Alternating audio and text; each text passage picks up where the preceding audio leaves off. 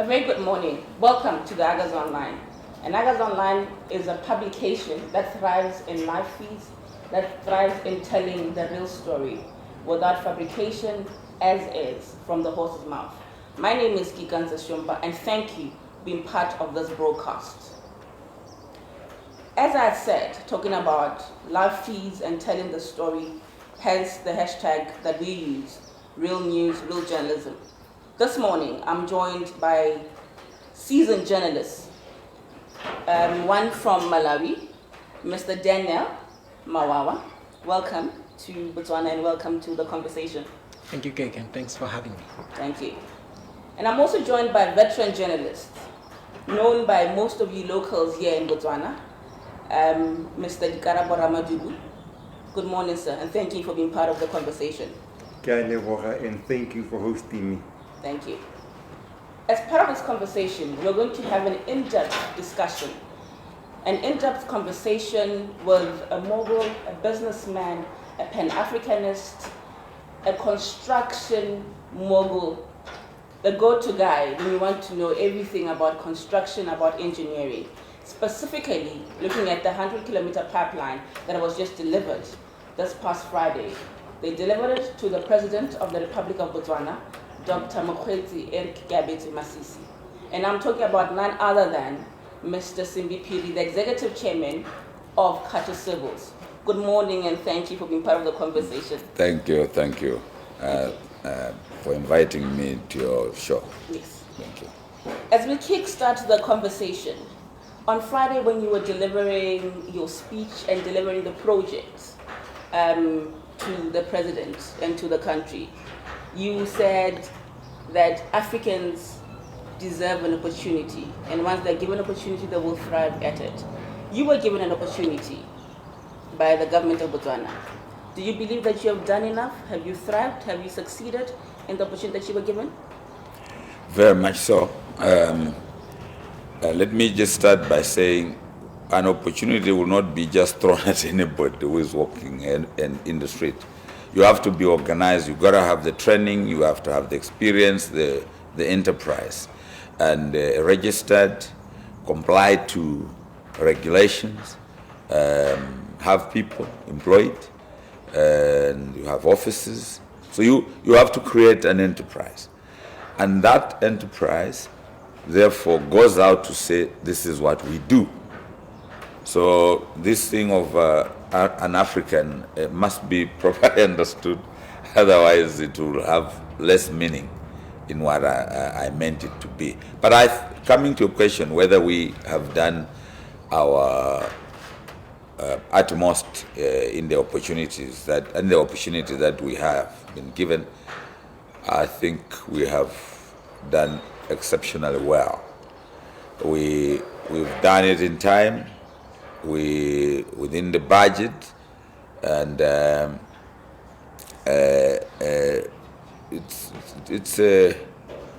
I think we've set the record here in the environment, in the sense that the majority of the projects go way out of their time. It's not only here in Botswana. It has always been the case in Johannesburg, and the government of South Africa has decried on this issue for a long time.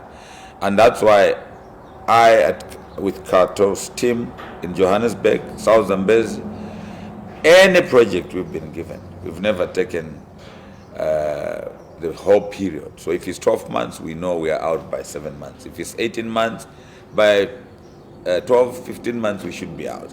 We've been doing these things for a long, long time. It's not only this project.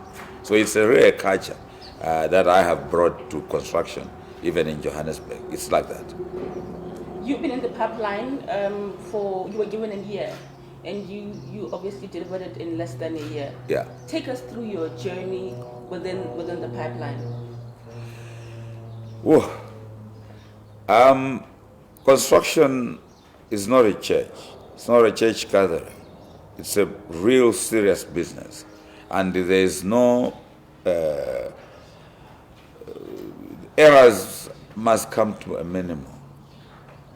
Quite frankly, if you make a mistake, because if you don't follow the designs, it's a problem. So you have to organize We organize ourselves here in the same way we organize in other jobs, but this one was particularly strenuous in the sense that the times were very, very tight. It was 12 months, 100 kilometers, over 37 kilometers of rock area where the pipe was passing. Blasting could not have done well because we could have caused quite a lot of damage to houses. So we had the technology of the trenches. So the trencher is a better machine than an excavator. It really goes fast and eats the rock into powder. That's what we employed here. We deployed that machine. We deployed a lot of the trenchers as well, where the trencher couldn't break the rock. We used the breakers, 45-ton. I made a 45-ton excavator. So it with a moil and or what we call a pecker. No, and yeah, those are the things we did. Quite a lot of machinery that were deployed in Botswana quickly, efficiently, to bring in engineers of different formations. It's not easy at one time because then they have to be given permits, they have to eat here, you have to provide that, they must drive here, you have to provide that, everything. So it's serious mobilization at the same way an army commander will do when he's deploying his troops somewhere in a war zone. Only that here we are not fighting. But here we are fighting to get things. You're fighting to give us water. Yeah, but we deploy really. It's massive work. There's no sleeping. You gotta be on your toes. Suppliers, other suppliers are just liars. You give them the deposit to supply, they disappear. We've gotten that. We've come across that a lot in this project. We lost quite some amount of money from unscrupulous suppliers, but it's part of what we do. So these things will happen, and you do your due diligence, but sometimes that doesn't really help much. Yeah. Phiri, based on what you have said today and in the past, this project needed some scientific engineering. Yeah. For you to be able to achieve it in record time. Did you at any stage, even when you are applying your scientific engineering with all the resources that you deployed, did you ever thought of now changing mind to say, no, this is now more than what I expected based on the money that I have asked for to do this contract? Look, I think, yeah, your question, you want to know whether I could have at some point decided to abandon the project. Not necessarily, but thinking now in terms of the quote that you have given, the money that you have asked for, yeah, and then what you are now coming across as you are on the ground. Yeah. Like if I were to... Oh, I see. I get you. Yeah. No. No, we don't do that. What we do, such projects would happen from time to time when you caught and you didn't know what will be found under the ground. That you bring up to the client. You say, we did our preliminary investigations. That is the geotech report, surveys and all of that. But this, we didn't come across it. We are only coming across it as we are constructing. That could cause problems because the client could say, but that's your problem. I mean, you said you've done, we paid for service, and you said everything is good. Let's see the survey's report and the geotech report. What does it say? Didn't mention anything here. Unless it's that they put a pipe, there's a pipe there that was never identified.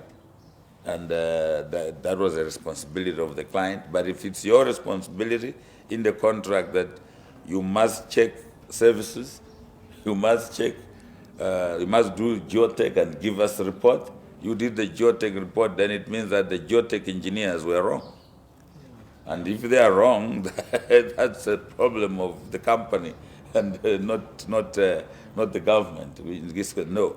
So, yeah, such things do happen, but the contracts are very tight. And so sometimes you just have to bite the tongue and say, hey, that's it. No, this one is reputational. I'll have to just do this project and finish it. Whether I make profit or not, it doesn't matter. And in this case, based on the explanation, would you now say you never came across a situation where you had to ask for extra cost as you... No, the only extra cost that we've asked is adjustments of the cost of the project is the same.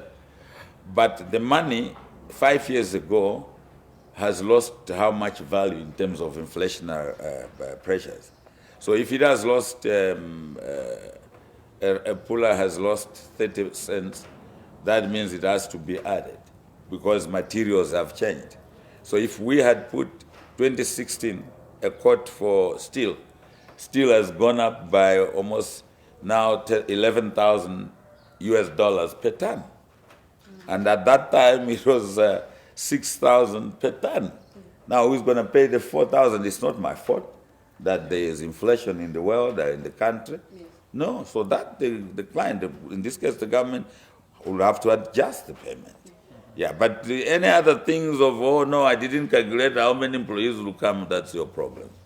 Talking about tightness, this was an emergency project. Yeah.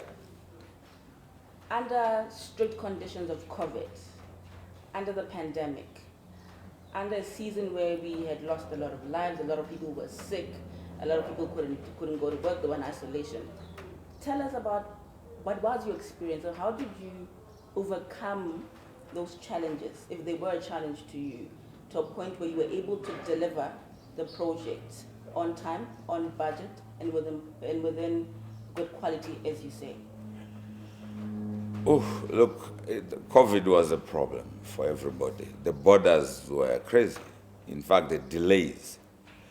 You know, we had to bring the steel pipes from Johannesburg, Kgatleng, and daily. The truck drivers would sometimes stay up to 48 hours, 60 hours at the border because the line for COVID testing, you can't enter the country unless you are tested. Although you tested where you are from, the border also tests. No, it was really a problem. But in the company, we had quite a number of cases where employees got infected and or affected because if your colleagues have tested positive, you immediately all must be quarantined. We had engineers here, one guy from Zambia was our chief electrical engineer on the line. And so this guy, he had been in a meeting with other people and then he tested positive. That really sends the whole team of engineers out on quarantine. That was a problem. But with that, you know, you send them their laptops. We worked hard to do the Zoom meetings. Good enough, they were not sick to the point of admission. They could stay and work in their... so you have to buy a lot of data and Wi-Fi availability in the places they were in order for them to continue virtually. Yeah. But still, it was quite a lot. Even the workers, the general workers, there was a time 2 teams of 15 each all got infected. So we had to stop the site on those ones. You can't employ new people because these were employed and trained. So yeah, if you ask that, it was not an easy one, I can tell you. Very, very tough. But the determination was more than the toughness that was in front of us. So we are determined more to the extent that when people who were in quarantine just for suspicion, we gave them 4 days to be in quarantine, 4 days, and we test them again. If they are, then they come back. So we had to deal with what resource was available, but it was determination that put us through. You made sure that every week, almost every 2 weeks, or Yes, every week, every week. the team from Khato Civils was getting tested for COVID-19. Yeah. Why was that important for you? Unlike just going ahead with the process and then once you see someone has signs and symptoms, then you can take them out. Why was it important for you to do your 2 weeks test? Oh yeah. The problem is that we were scared that, or we were worried that if we allow a lot of our people to be infected, let's say somebody is infected, doesn't know, has asymptomatic, Yes. he's busy spreading to you. But if you catch it early, you are able to isolate that individual. So if you were to infect us all, that means all of us must be now in quarantine. That means the whole company will shut down. So it was one way of saying, let others be in quarantine, let others continue to work. So that's how we looked at it. But the virus was so it was too infectious that you wouldn't say, if I tested today, then you can go along the whole week thinking I'm fine. It wouldn't be possible. You could be negative now. In 2 hours' time, you'll be with a person who is positive, and so you have to know that within a period of 5 days, we should catch it up and then attend to it quickly. That was the idea. Wow. Yes. Mr. Chairman, I was particularly intrigued by the level of leadership, both corporately as Khato Civils, but also particularly, I would like you to take us through the kind of leadership that President Masisi has shown on this project, the decisiveness and all of it. Given the African perspective, where the hunger or the desire for infrastructure development in Africa is so huge right now, and what should be the take-home message from what the leadership here in Botswana has shown on infrastructure development in general on this continent, and particularly on the SADC region? Thank you. You see, projects are delayed. Like this project, quite frankly, it has been delayed many years, and based on the rejection that it got from the previous parliament, misinformation, really. Basically, you can see that the politicians that went on to grandstand in parliament, they were literally lying about why the reason that they didn't want the project to go on. So you have leaders in the continent who want the project to go on, but they get opposed. And the opposition can be so bad and boisterous, to the extent that the public will believe them. Like most of the public in Botswana believed that these people had a point when stopping the project. The outright lying, oh no, he's giving money to that, he's giving money to that, and all lies. There's not any truth whatsoever in it. So the problems that you would face in the continent, some of them could be the low energy of the leaders, but in the main, sometimes it is also the financial situation, availability of funding, and I think when the government is the only source of funding, becomes a problem. Maybe a build and operate system, like most Europeans are doing, because you go to Europe, a lot of toll roads. Europeans have now stopped, they privatized user pay. So like our roads here in Botswana, they need an upgrade, quite frankly. There is a need for that, but the government alone, with the funding from the fiscus, is not easy. You see, some of us who have had the privilege of talking to people who are running national fiscals. You know, in many countries, you realize, even in South Africa, how strenuous for the state, and that the private sector plays a very, very important role if they are genuine and not predatory. Again, that's another problem, that when people are given to privatize the government entities, there is this predation that people just want the money and not give the service. You find those enterprises going down. So I would think that the making of decisions on things, this particular administration, they were really up to it. They decided. There's the two things. It's not like it has not been done in South Africa. In South Africa, they've done decisions like President Masisi has done, but follow up. Now, what Masisi did is his government, is to get this project to go. There's a need, and make sure the money is there. Do you understand my point? So the money was available, so we were able to buy the steel screws in Kgatleng during COVID. Take the screws to API for manufacturing.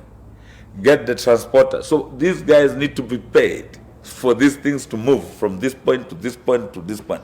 Once you don't get paid for 60 days, the other suppliers, they are not interested in that I have a contract with the government. They're interested in money in the bank. Put the money, will do your job. You see, so I think there are a lot of things for a project like this to go smoothly and the decision making to be prompt. Yes, most African leaders, I think they are prompt, but the constraints come with the flow of funds. When you start diverting the funds, they say you have a project that has got $1 billion, you say you have $1 billion, but then you say, we are still a long way. Can you take that money, use it there? And then there's no replacement on time. That project comes to a halt. So these are the things that happen. So it's not an easy question for me to give you. But I guess that the availability of resources, from wherever they're coming from, they help to ease the tension between the contractor and the client. Yeah. You already alluded to the fact that Africans need an opportunity, and you were given one such opportunity. You have delivered 100%, no complaints about it.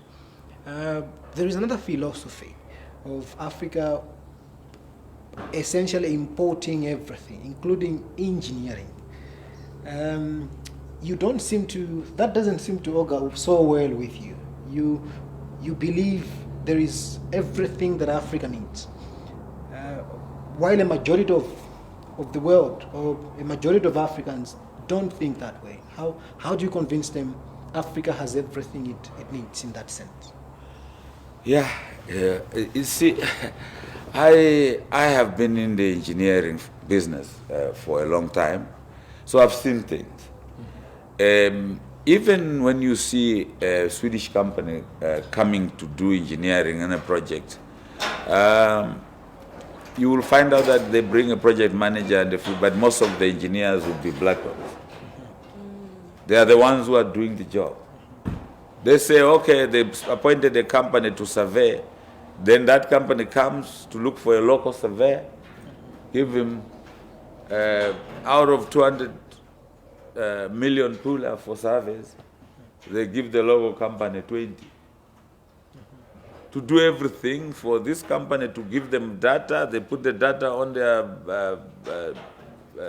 letterhead, send it to the government, and say, we want full payment, 200 million. The 200 million is paid to the guy pays the 20. You see, these things are painful because some of the things that engineering entities from Asia, and I can tell you even from Japan. The Japan, the engineering companies, thuggery, outright thuggery. This is nothing that they are doing. This is just coming, they look for data from other local engineers, and they give to the state pay. You know, we talk about what has happened at Medupi. No black companies were there. They brought in only the big guys, the so-called big guys. But look what the looting they've done there. It's a shameful story. I don't think it's a story one wants to be publishing. But again, what makes it worse is that the money is gone to those countries. So it's not like the guy who might have taken the money and is in Soweto or is in thing and he has used the money in the country. The only punishment what this guy requires that why did you misuse the money? You took it to use for other things, but he didn't take it out of the country. And that's also important for people to know, that when a person, if you have a British come here and steal, and then a Botswana also steals, there are two thieves here. This one stole and used it in Botswana. The one is stolen and is taken it out to Britain. That means Botswana government has to pay in foreign exchange. This is serious. So I think if we can just become aware of the whole value chain in terms of when we take these foreign companies to come and do everything, what are we doing? We are draining foreign exchange resources for our countries. And then in the end, and it's a lot of money. If you were to look at the data of the Reserve Bank and what the money went to do. Allow me to pitch in. Talking of thuggery, at the initial stage and in order to provide safety for all, Kgato had planned that each time when you trench or you dig the root of the pipeline, you were going to fence it. But you find that you had to go into extra cost because each time you put in that fence, the next morning it was not there. Can you share with us how did you manage to overcome that? You see, some of the things in engineering are ideal, but you find that they are not practical in that environment. So we knew we were going to trench, and the trench has to be open for some time before we put the pipe, and we put the fence. Of course, people came and took the fence. And this happened several times, and we realized we are losing money here. So what we then decided to do is to trench and put back the soil. So that's what we did. So when I came in, they asked me, what do we do? This and I said, okay. After 3-4 days, I looked at it. I said, no. Once you have trenched, then there's the trench. It's up. Yes. So just put the soil back so the animals can pass on top. Yeah. But when we need the pipe, we bring 4 excavators to just open, take the soft soil out and the trenches in, and we compact and lay. So you had to be creative. You know, this is the thing with engineering. You see, it's not like you can say you will go to college and that college will teach you everything you are going to do. It's just knowledge you have so that you can look at a situation and say, oh, yeah, I need to do this. Sometimes you'll do things that have never been done before. Yeah. So you got to be, you see, it's ingenuity that must come right in front of you quickly. And that's important. You have to be a step-up transformer. Yeah. You can't be a step down in this. So I take your thing. Yes, we went through that one, and we had that problem of petty thieving, and I wasn't going to go to the client and complain. So you take a knock. I mean, that's take a knock. Yeah. But I mean, before she comes in, yes, share with us the dilemma moments that you met, because I've seen videos. I'm just visiting this beautiful country of Botswana. I've seen videos you right in the trenches. Were there any dilemma moments where you were like, gentlemen, come, how do we get this done? Oh yeah. There are times when you trench, and then you believe that the levels are right, but when the pipe comes, you realize that the level here is still high. We need to go about 0.3 meter down. And then you can't come with the trencher again, because the trencher, it can't, because it will go in. It can't. So what you must do now is bring the excavator with a packer. And that can take time. Then you find that in a small place you are supposed to finish it, but because the trenching levels were not taken seriously by those who were trenching at that time. So I can't go to them and say, why did you not do this? It's just waste of time. The best thing I should do is go there and make sure that the level of the new level is done while I'm there. Because otherwise they could also take 2 weeks instead of 2 days.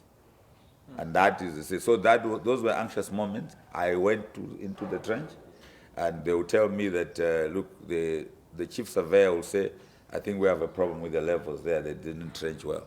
So you can go scream at the trenching operators, but there's nothing that you're going to get. This is time to not see, but to go and rectify the problem. So that's the way I did things. And then there were times when there were just delays. You know, when you run an enterprise, you must understand.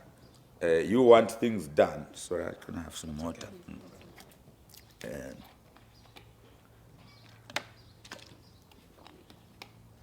When you run a business, you have a contract. They're given you to do the job for 12 months. Workers come in. They get their first salary. They are like, 12 months only. If we can make it 18. So there are many things people do. They start delaying deliberately. It can also be the engineers, because he does know after 12 months. So where to? So where to? And what? No, he said no. That can be done in 1 week. This will take 3 weeks.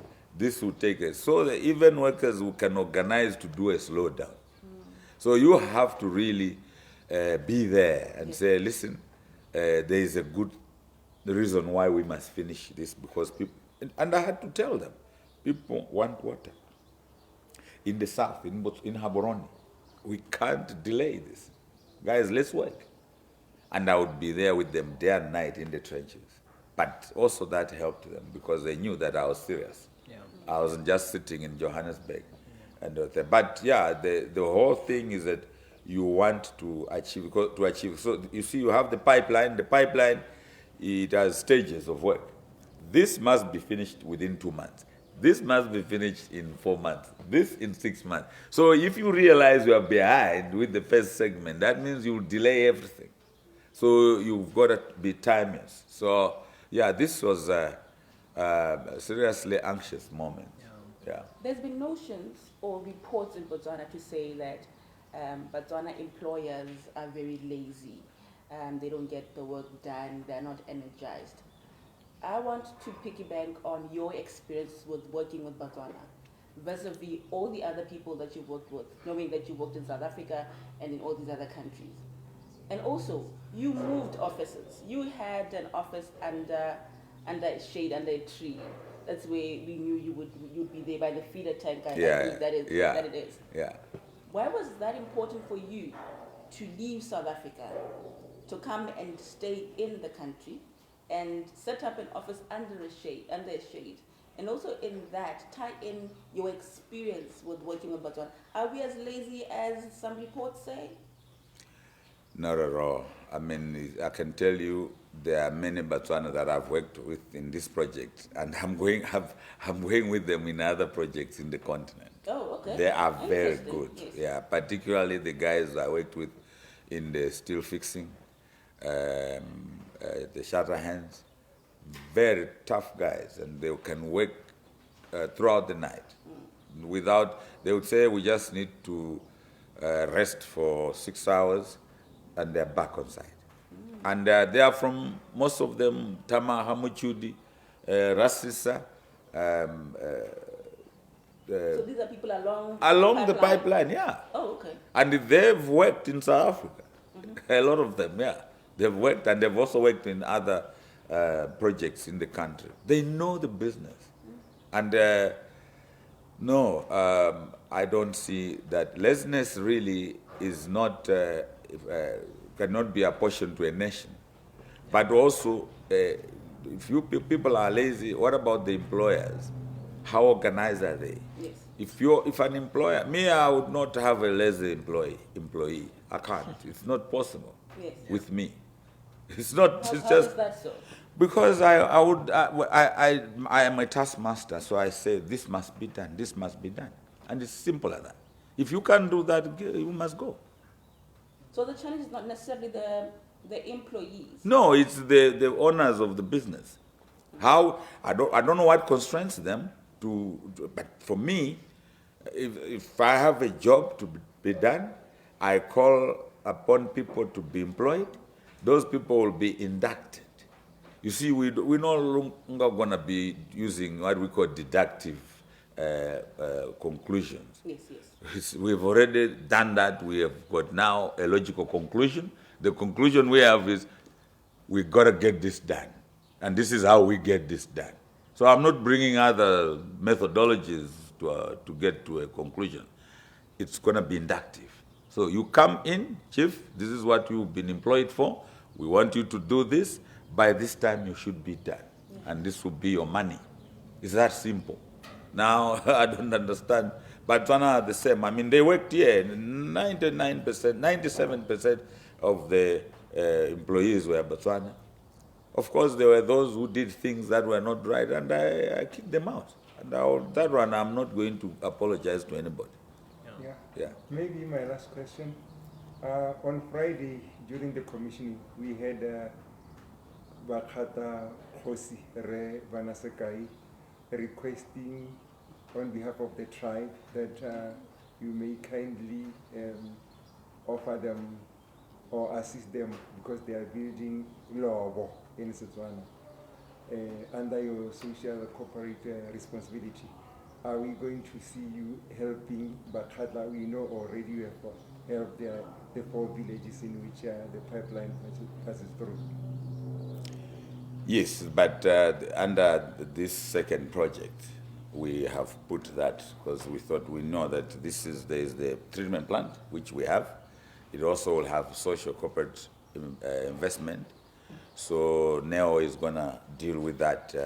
NEO is responsible for that. And I think he brought it up to me and the CEO. So we have put the budget for it, and it will be done. I mean, they've been very good as leaders themselves. You know, they've solved a lot of problems. You know, we had problems on the people would want to lobby and cause trouble. I mean, lobby the workers to cause trouble, those who opposed us. So, but the leadership, both the traditional leaders and councillors and police, conflict resolution, where we were meant to come together and talk about the issues. People don't know those things. So I would not hesitate to help the leadership or the local traditional leadership to build that. They deserve it. They were very good on this job. Yeah. I think the last one from me to cap it off. This thing I know a few months ago was the bush, but we're seeing stuff happening just behind us. Yeah. Share with us what is happening here. Oh, here, it's a plot I acquired about 6 years ago. 6 years now. And this is where Khato headquarters in Botswana will be. So here is the workshop. The other side is the warehouse, where there are the excavators and trenches. It's the head office, so it will be right in front of the highway. So you will come in, but the workshop is behind here. Those equipment will be behind this side because this is almost a 5-hectare plot. It's a 5-hectare plot here, and so this is the headquarters of Khato, Botswana. It will be here. As I said, I'm not going anywhere. We are establishing ourselves very strongly in Botswana. We will be competing for future jobs, and you can't compete in a kiosk. You have to build and show commitment. You know, so I'm not going to be in a mouse and then I'm running an enterprise. No. So that will be done. We're starting very early next year. But this will finish now in 2 weeks' time. We should be done with the workshop and the thing. The roof is coming. Yeah. So yeah, that's what you are seeing here. Yeah. You said you're not going anyway. Yeah. Does this mean that we'll see more of you here? And also on that, what drives you to keep going such that we will see you here as an individual or as Kgato? Well, you know, you choose your job, and then you've got to get to learn and learn all the principles of that profession, and then you put yourself as a shareholder of the industry. When I say shareholder, that means I've got a part that I play. You've got to do it with passion. You've got to do it with dedication. You've got to, you see, when people say things about me, the first question I do, first time I read a newspaper, and I'll look at it and say, but that's not me. This person is narrating things about me that are wrong. It's a conjecture. It's basically some half information he's gotten and is getting it wrong. And yet he wants to form an opinion on the basis on which people should deal with me. It's my job to ignore that or do things better quickly to prove them wrong. So what drives me is the passion of getting what I know, getting to do what I know better. And that I would not apologize to anybody. This is what I live for. And again, to get a job like this is it's not easy. So when you get it, you can't want to lose what you have got. You know, so you have to have fortitude. You know, tenacity. You know, you have to be strong. You have to be a person who is not easily swayed. You have to stay the course, no matter what. You know, and like they say, we underestimate or we overestimate what we can do in a day, and underestimate what we can do in a week. Meaning, you want to achieve a lot of things in one day, then you fail. Then there's a week. But don't fail. Just do it a bit longer if it can be done in a day.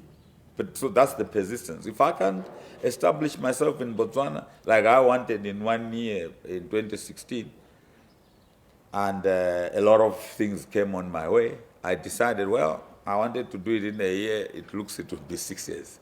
Yeah. And I've gone through that. So what goes through you? I'm trying to, obviously you're a business mogul. You've been in this industry longer. Yeah. And the upcoming businesses that are looking into your life and saying, I would one day want to have an outfit similar to what Kgato has. My question is, what keeps you sane?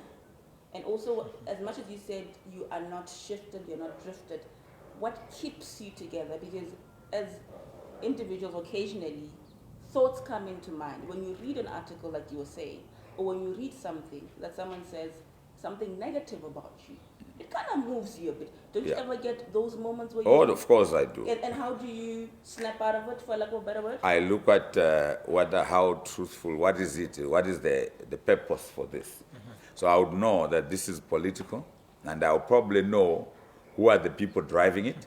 Either there are some people who are competitors, they have gone to politicians to lobby the politicians. So you can actually see. So we have networks where we know what's going on in the industry. Who is talking to who, and what would they be saying? Why? It's because they want the particular job to go to a particular individual, not you. So they will do anything. And when they can't eliminate you through qualification, then slander becomes the other way. Now you are asking, how do you organize yourself and still remain sane? Mm-hmm. Escapism. Mm-hmm. you have different ways to do escapism. Mine, really, I take whiskey and a cigar, and these are things that help me go through, and those are my drugs. And once I take a good glass of whiskey too, and there's a good cigar, because cigars are not the same. There are top cigars and then anything else on the market. But the good cigars, you take one, you really feel good and you feel relaxed to the extent that you say, okay, boys, what are you doing? Now you look at the guy, now you are more sober and you organize, and then you say, okay, am I going to be confrontational? Should I be confrontational here? Then you realize the person who is attacking you, the people behind him are big guys.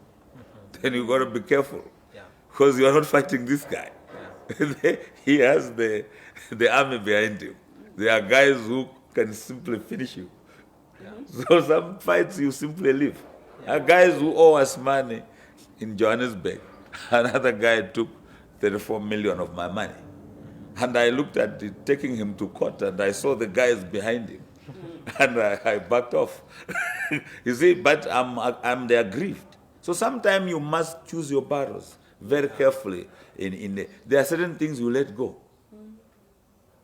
You simply let go. And they're fighting for that amount of money, and then the damage that comes with the whole thing is just not worth it. So you simply sometimes have to walk away from what looks like lucrative opportunity. Or a battle that you say, yes, you can win with the one who is in front. But you will win the battle, but the war, you will lose it badly. How does one become a successful business outfit like you are? I want to believe. How does one rise to be where you are? What took you to get to that point? I'm a small business person. Yeah. I sell a few drinks by the roadside. How do I ensure that I become the next Simbi Phiri? Oh, knowledge. Knowledge is everything. You got to read. It's good to be in high school, be a high school graduate, you go to a college graduate, university graduate, very important. But those institutions are public knowledge. Yes. It's not esoteric. You require esoteric knowledge to be in enterprise. So what you do, read from colleges, but from there, start self-education. Self-education is now you go to practical knowledge. Go to people who have studied or who are in the enterprise that you want to do, and they've been doing it for 10, 15, 30 years. Go to them. Be a spanner boy there. And then What's see. the importance of being a spanner boy? Because It's some make it seem as if being a spanner boy or a cooler box boy in Botswana's culture, they call it, in modern language. Yeah. It's as if it's a wrong thing, but you're Oh, saying... me, I was a spanner boy but with the Lutulo, Joseph Lutulo, here in Gaborone in the 80s. You know, I mean, Joseph was a high energy guy. Yes. He was not a lazy guy. Yes. He made decisions. He was very fluid. You know, he moved quickly. But you know, when we were with him, you know, there were guys, you know, in the government, those who were decision makers and who worked with him. I know Charles Tiboni in that group, Amando Liwanjanga, Ligwaila. You know, those guys, they may not remember me, but I was always around them. I'll braai for them at the village. You know, Armando's house was at the village there. Okay. So they used to braai there. They would stay there in the afternoon of Sunday, Saturday. And I would play their records. I was the one who would play African music. You know, they liked African music, and then the braai, the meat. Yes. So I would be doing that as a spanner boy, while understanding the way the world works from them. I went on to read more from what they were. So if you ask that question, it's not easy to answer. get knowledge, read, understand. This knowledge is for you to practice. It's not knowledge for you to write an exam or get a degree. No, this is now for you to live. So this one, you need to sharpen it yourself. Today, the universities have come on the internet, the International Highway of Information, which is the internet. Most colleges have these seminars. And so there's no reason for anybody not to train them, to so learn, then from there, work with people that have done the job. When I went in Johannesburg, that's exactly what I did. I worked with people who were in the business. And I worked with guys who were experienced. And I learned, I read. Reading is a lifelong undertaking. You must read. You must communicate. You must say what you are going to do. Don't use words that they mean something else. So understand that the words must be precise in meaning. So if you say, I want that thing done quickly, that's not good. I want that thing done in 2 hours from this moment. Quickly is like soon. So that's hardly an instruction. Yes. So you've got to be precise with language and the time and the quality that is expected. So I think that in most Africans that want to go, they must go into in enterprises, learn and see how they, don't despise people who are successful. Because if you despise a person who is running a supermarket and you want to be owner of a supermarket, then you will never run a supermarket. Go and see what he does there. There are certain things that the school books didn't teach you, but they are doing them. That's what we call esoteric knowledge. That which is to be known by the people in the industry. You see, so you in communications, there are certain things that you guys know that I wouldn't know. So to know that, no college will teach you. Yeah, but an individual will. Now let's talk about you as a relaxed man outside of business. What do you do just to unwind? Bearing in mind that this pipeline was a lot of work. Yeah. It was labor intensive. It was too much pressure. We had COVID, you had state of emergency going on there, we had curfews. How were you able to be sane and breathe and just relax? You see, I'm not a vindictive person. So for me, I get angry with what I'm seeing, not the person. So once I say, what are you doing? Wow, it ends. For me, it has ended. If I see the same individual 10 minutes later, we will probably be laughing. That's me. I don't want to hold on. I react to what is not appropriate. Yes. And it ends there. And I don't want... It's never personal. I can't let it, that guy is the one who did that. No. So you have to let go so that you shouldn't be vindictive. Always remembering or retribution, where you want to fight back for a mistake somebody made. No. So I that helps me in my escapism. 2, as I said, I'll put targets. So if I wanted out of 20, I got 15. I tend to rewind myself to say, I said 20, I got 15. What did I do here? Why did I fail to get the other 5? So I do what we call self-introspect and say, how much did I contribute to the failure of the target, myself? So I never just blame the workers or the supplier. No, because you find out that we failed to finish because materials were not available enough to finish the 20. Why? No, they are coming tomorrow. Why didn't they come yesterday? So that might be my management. So when you do things like that, you don't get angry because you realize that the mistake, you are part of it yourself. So that's how I relax myself. I tend to check, okay, how much did I contribute to this failure or to this half-done job? Yeah. As much as this conversation is enlightening and it's exciting, we have to draw it to a close. Yeah.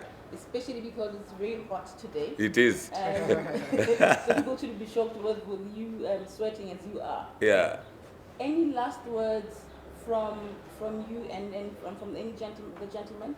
Any last questions for Mr. Phiri as we draw to a close? Yeah. Not a question per se, but I think I came to meet the chairman some few years back, and ever since that time, I have always believed there is something that he is that's not in anyone else, particularly be it in construction or just at a personal level. And my coming to Botswana was to really just witness what he's done before, what he's done over the years. There is a culture that he is, and so impressive work that we have seen on the pipeline. I think we can only expect more from it. Thank you. It would be interesting to know the expectation of the Malawians, knowing that there's a project that Khato Civils is going to obviously do in Malawi. And I'm quite excited with the fact that I heard you speaking earlier, that a quite number of locals here who were part of the 100-kilometer pipeline will be employed in Malawi. Yeah, they must. They must. They are not employed. They're employed by Khato. Yeah. So as they go there, they'll be Khato employees, just like the South Africans came in. Yeah, there was resistance, but as you saw, most Botswana realized these people are good, and so they were accommodating. And I think in Malawi, Botswana may be resisted for a while, but once they see what they are doing, people relax and lower their defenses. Yeah. On a lighter note, and looking at this project, what is it that you are taking out of it that makes you so proud? The fact that the design engineer is a black guy, Tino Mawanza.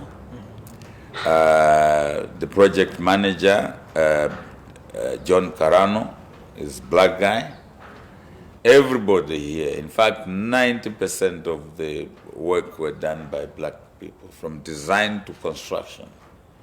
And isn't that a theme to say that black people, we can do these things?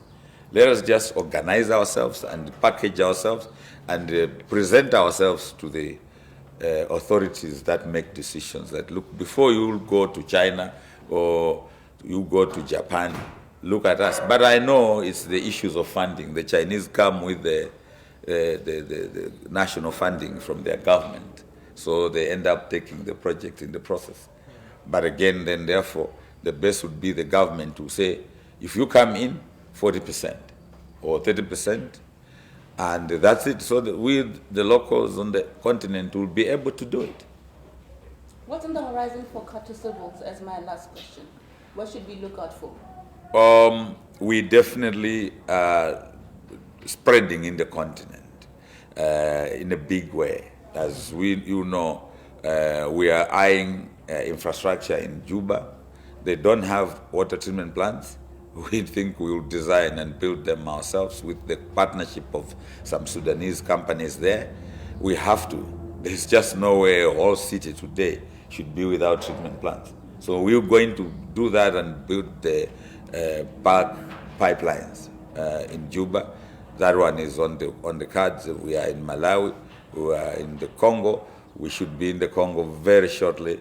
We're also going to do a lot of treatment plants and pipelines as well in the Congo very shortly. So it's about a question of finances that we are looking at. We're signing up agreements with other foreign companies to enhance capabilities and ingenuity in engineering.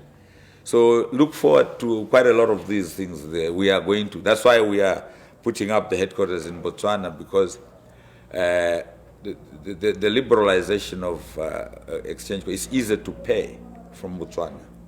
So if money comes from the Congo into Gaborone, it's easy for me to pay companies in South Africa than it would be if I were in another jurisdiction where their foreign exchange regime is not well developed.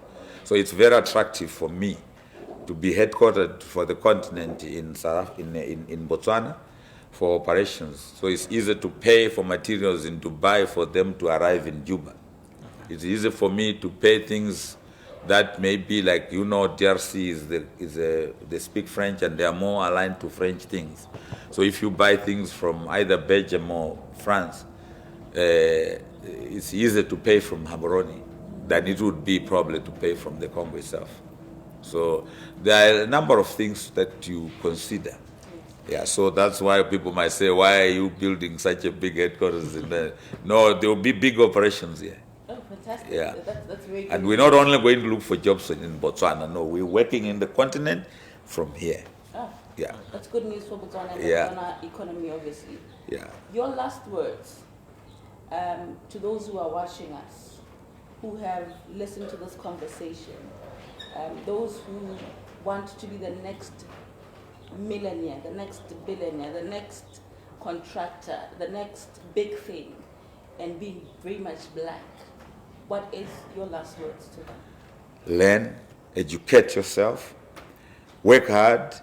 The day is 24 hours, not 8 to 4. You must not have time. The day is 24. So if you can't get the job done between 6 o'clock and 6 o'clock sunrise, 6 o'clock sunset, there's another 12 hours. So why do you go to sleep when something that is important is not done? So have that spirit to do things all the time until they are done. You are not sleeping. And again, to work with the people that have done the job in your industry. Very important. It's important to be exposed. Get the exposure. And if you have constraints with the banks, remember the banks get money from the people. So there are people in the society that have money. Ask them to invest in your company. Yes. While you take a certain percentage, but work hard. The people with money love hard working because that's the only medicine. Hard working and thinking properly, organize properly, and work hard. When I say work hard, I mean when there are issues, solve them. Don't say there is a problem and run away. You get successful by solving, by giving solutions to problems. Yes, yes. So this is what I'm saying. Give solutions to problems, you will succeed. Thank you very much, Mr. Phiri. Thank you very much, gentlemen, Thank you. for being part Thank of you. this conversation. It was very enlightening. Thank you. A breath of fresh air on a very hot Sunday morning. Thank you very much.